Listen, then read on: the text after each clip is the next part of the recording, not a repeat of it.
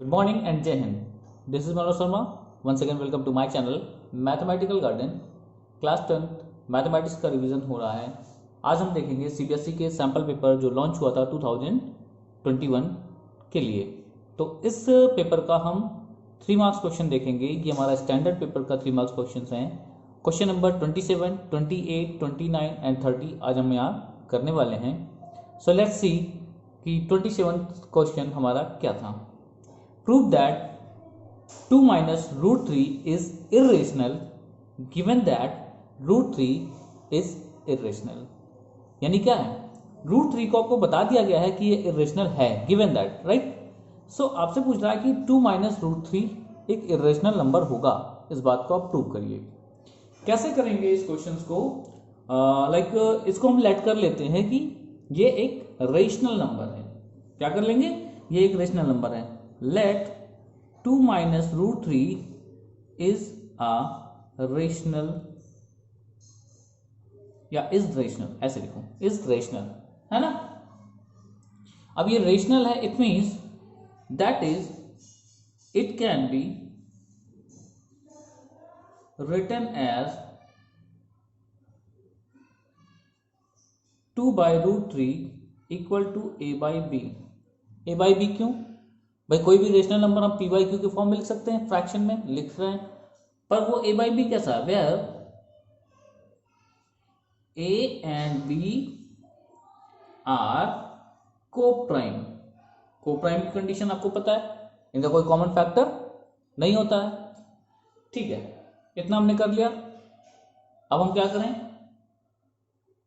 Root 3 को हम RHS में भेज देते हैं और ए बाई बी को हम LHS में। क्या मिलेगा? 2 minus a by b is equal to root 3। 2 minus a by b is equal to root 3। अब ये नंबर मिला। अगर हम इसको थोड़ा सा सॉल्व करें बाय एलसीएम तो हमको क्या मिलने वाला है? 2b minus a upon b is equal to root 3। Correct. अब हमसे क्या कहा गया कि रूट 3 क्या है? इर्रेशनल। रूट 3 क्या है? इरेशनल। पर अभी हमने कहा कि ए बाई बी क्या है? एक रेशनल नंबर है, क्योंकि हम इसे लिख सकते हैं, तो है ना। अब आप यहां पर देखें कि 2b minus a upon B, 2b minus a upon B क्या हो गया हमारा? एक रेशनल नंबर मिलेगा, क्योंकि हमारे यहां पर जो भी ए और बी थे वो कोप्राइम थे। अब हमें क्या करना चाहिए? हमें लिखना चाहिए कि since A and B are integer, we get 2b minus a by b is irrational and show root 3 is rational, है ना। यही तो मिलेगा कि भाई अगर ये इरेशनल है तो ये भी है, अदरवाइज ये है। तो अभी क्या हो रहा है? But root 3 is an irrational number, जबकि हमें जान रहा है कि रूट 3 क्या है? एक इरेशनल नंबर है। इसका मतलब क्या हुआ? जो हमने माना है वो गलत है। क्या माना हमने? कि 2 minus root 3 is a rational number. ये एक रेशनल नंबर है या एक रेशनल है, ये बात हमारी गलत हो गई। It means which it contradicts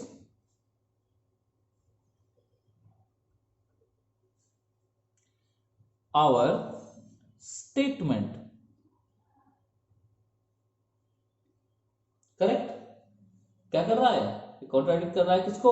हमारे स्टेटमेंट को, जो हमने पहले मान के लिया था, ये जो हमने लेट किया था, दैट इज या therefore 2 minus root 3 is an irrational number.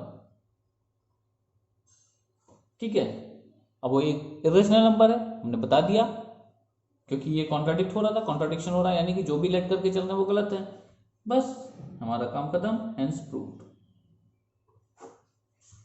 Correct. अगर आपको इसका सोल्यूशन चाहिए तो आप स्क्रीनशॉट ले लीजिएगा। बढ़ते हैं अगले क्वेश्चन पर। नेक्स्ट क्वेश्चन क्या है, आइए देखते हैं। Next question is question number 28। If one root of the quadratic equation 3x square plus px plus 4 is equal to 0 is 2/3, then find the value of p and the other root of the equation। Quadratic equation है हमारे पास 3x square plus px plus 4 equal to 0, और कह रहा है कि इसका एक रूट, हम रूट को किससे मानते थे, अल्फा बीटा से, तो एक रूट इसका 2/3 है, दूसरा रूट हमको फाइंड आउट करना है। ठीक है, फाइंड द अदर रूट, ये भी काम करना है, साथ ही साथ हमको p की वैल्यू भी फाइंड आउट करनी है। क्लियर। अब हमें पता है कि अगर रूट है, कोई वैल्यू है हमारे पास, अल्फा है, और वो इस इक्वेशन का रूट है, तो वो सेटिस्फाई करेगा इक्वेशन को। हम पुट कर देते हैं, putting alpha equal to 2/3 in above equation we get, भाई x के प्लेस पे हमको क्या करना है, अल्फा की वैल्यू पुट कर देनी है, 3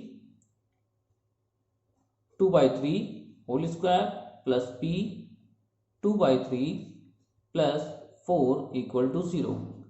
अब अननोन हमारे पास केवल p बचा, और इसकी वैल्यू हम यहां से फाइंड आउट कर सकते हैं।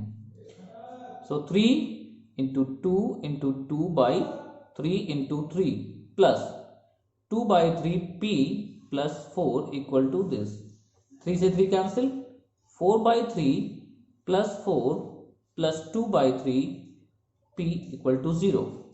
ये दोनों वैल्यू जो कांस्टेंट हैं वो हम RHS में कर लेते हैं। 2/3 p is equal to -4/3 -4।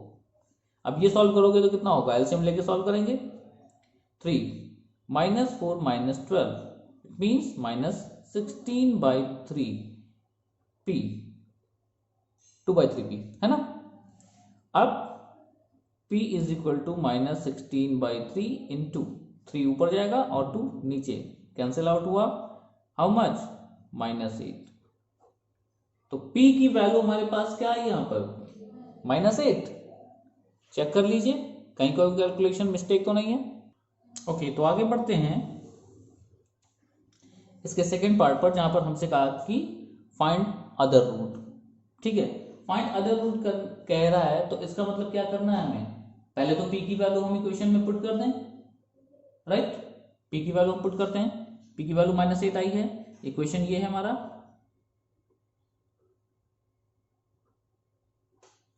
Clear. p की वैल्यू पुट करते हैं, तो 3x square plus p is -8x plus 4 equal to 0, that is finally 3x minus 8x plus 4 equal to 0। Correct. अब हम कैसे वैल्यू निकालते हैं, आपसे क्या कहा जाता है कि product of zeros equal to c/a होता है कि नहीं। एक हमारा था अल्फा, तो दूसरा हमने बीटा मान रखा था जिसको हमें फाइंड आउट करना था। It means alpha beta is equal to 4/3। Correct. अल्फा की वैल्यू हमें पता है 2/3, तो बीटा की वैल्यू तो मालूम हो जाएगी ना, बीटा इक्वल टू 4/3 अल्फा नीचे, है ना, 4/3 और अल्फा की वैल्यू 2/3 है, 2/3 यहां पुट करेंगे तो क्या हो जाएगा 3/2, 3 से कैंसिल, दिस कैंसिल, कितना आएगा वैल्यू हमारे पास 2। तो बीटा की जो वैल्यू आई है, यानी सेकेंड रूट जो हमारा आया हुआ है वो है 2। तो एक आंसर यहां पर हो गया आपका p की वैल्यू के लिए, और दूसरा आंसर हो गया बीटा की वैल्यू के लिए। क्लियर। आई होप कि समझ में आया हो। ठीक है, ओके, बढ़ते हैं नेक्स्ट क्वेश्चन पर। नेक्स्ट क्वेश्चन 28 का ही है, और पार्ट। जो सेकंड पार्ट हमको दिया है और में करके कि हमें ये अदरवाइज ये वाला करना है ना। दो क्वेश्चन दिए उनमें से एक करना था। सेकंड पार्ट हम देखते हैं, यानी कि और पार्ट देखते हैं इसका। तो वो क्या है, the root alpha and beta of the quadratic equation this are such that alpha minus beta is equal to 1, then find the value of k. भाई इस इक्वेशन के लिए हमसे कहा गया अल्फा बीटा क्या है, उसका रूट्स हैं, ठीक है ना। और एक इक्वेशन दी गई है कि अल्फा माइनस बीटा कितना होगा, 1 होगा। इस सिचुएशन पर आपको के की वैल्यू फाइंड आउट करनी है, ठीक है। इक्वेशन क्या है, x square minus 5x plus 3 under bracket के minus 1 is equal to this. Here अगर हम यहाँ पे देखें तो a की वैल्यू क्या है, a is equal to 1, b is equal to -5 and c is equal to 3k minus 1, है ना। इस इक्वेशन में a b c यानी a एक्स यानी एक्स स्क्वायर का कोफिशिएंट, b यानी x का कोफिशिएंट और c कांस्टेंट हम क्वाड्रेटिक के लिए। अब क्या करना है, अल्फा प्लस बीटा की वैल्यू क्या होती है, सम ऑफ द रूट्स, तो माइनस बी बाई ए। ये क्या इंप्लाई करेगा कि अल्फा प्लस बीटा कितना है, माइनस टाइम ऑफ -5/1 यानी कि 5 ओनली। तो जो इक्वेशन आई वो क्या आई, alpha plus beta equal to 5, पहला इक्वेशन। क्लियर। दूसरा इक्वेशन हमको दिया ही गया है, कौन सा, also we have what, alpha minus beta equal to 1। ये सेकेंड इक्वेशन जो बताया गया था। Solving first and second we gate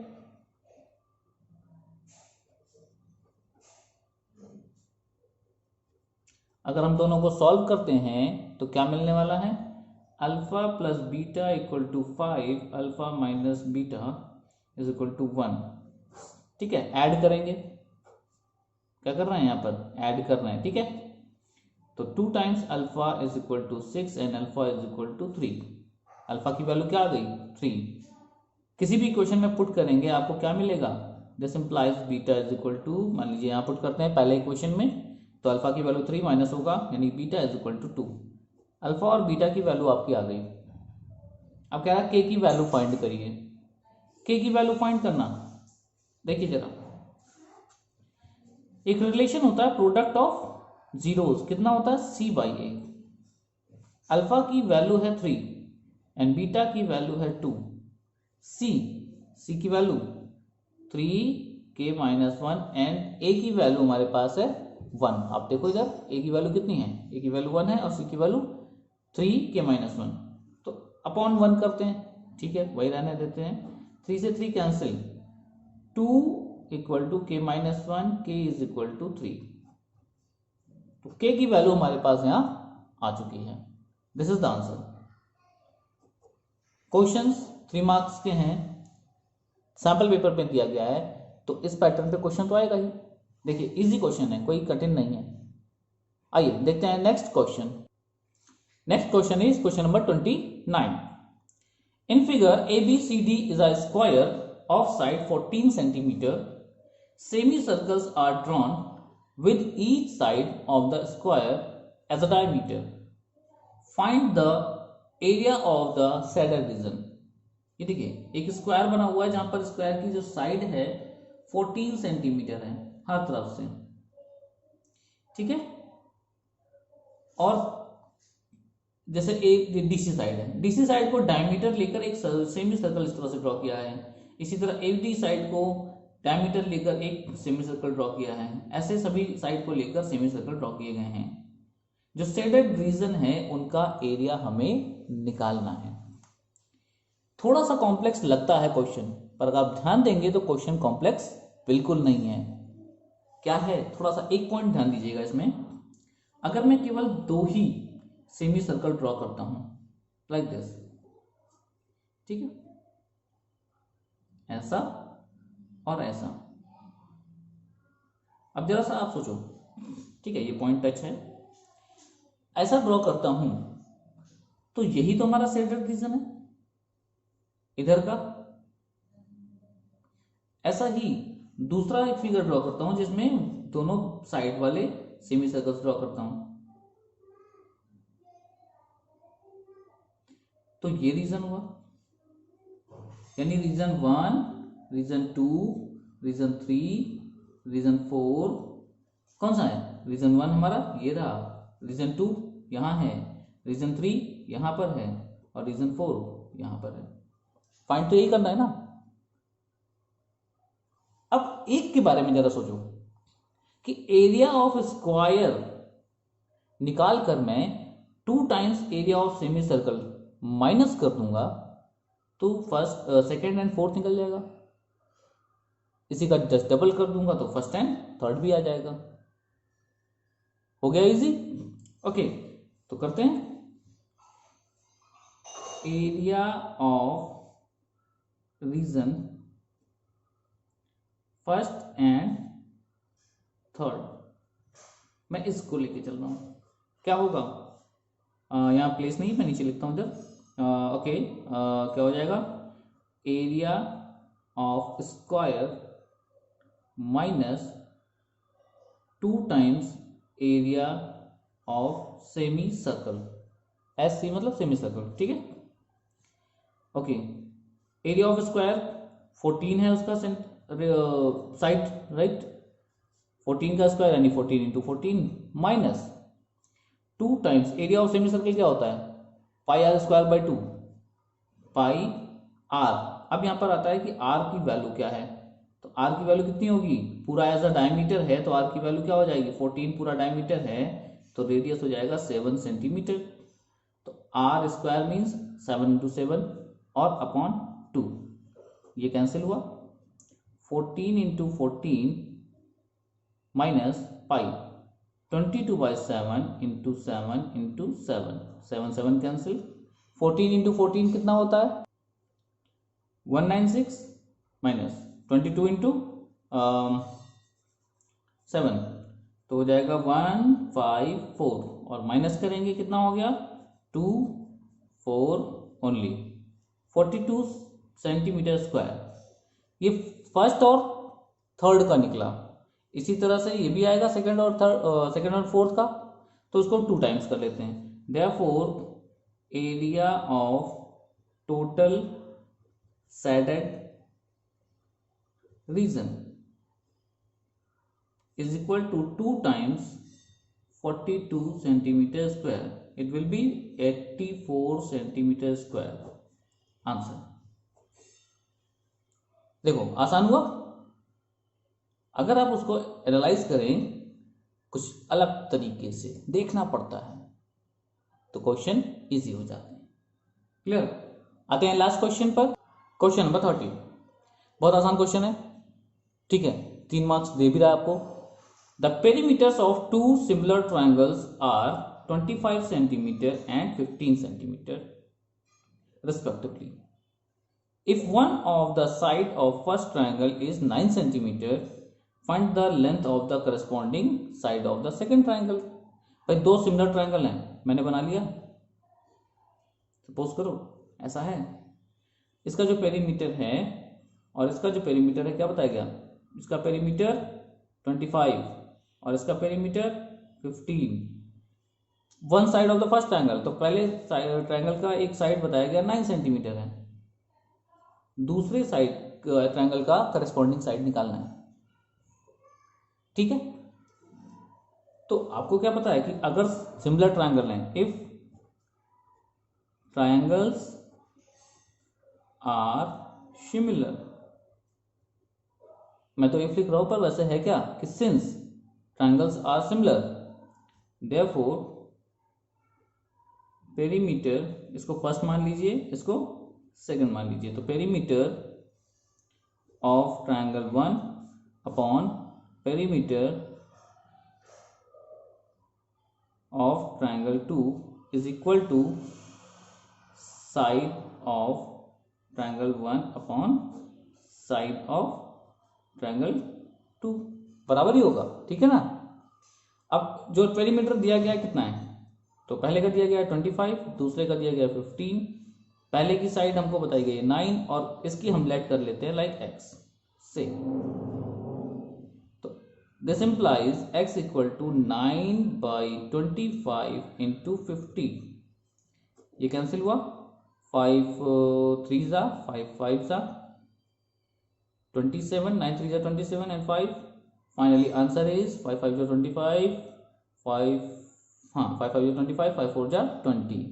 तो x की वैल्यू आ गई 5.4 सेंटीमीटर और ये हो गया हमारा आंसर. देखो 3 मार्क्स के क्वेश्चन बहुत कठिन नहीं आने वाले हैं, ध्यान रखिएगा, बहुत हार्ड क्वेश्चन नहीं आने वाले हैं, इजी क्वेश्चन आने वाले हैं. पढ़ना है, कॉन्सेप्ट समझ के रखना है बस, ठीक है. 3 मार्क्स के क्वेश्चंस जो रेस्ट बच रहे हैं इस सीबीएसई सैंपल पेपर के, वो हम नेक्स्ट वीडियो में देखेंगे. Till that thank you and जय हिंद.